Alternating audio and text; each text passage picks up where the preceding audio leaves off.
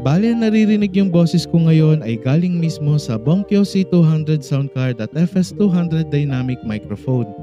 Kahit dito ako sa tindahan nag-record ng voiceover para sa video na to, malinaw pa rin ang kuha sa boses ko. Hindi naririnig yung mga sasakyan dumadaan, mga nag-uusap sa paligid, kahit yung electric fan na nakatutok sa akin. Masasabi kong napakasulit at napakagandang gamitin lalo na kung maingay sa pwesto nyo dahil may noise cancelling features yung microphone at yung sound card.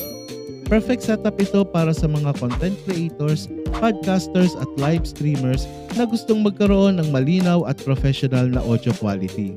Bonkyo C200 sound card with FS200 dynamic microphone nga pala ang binili ko.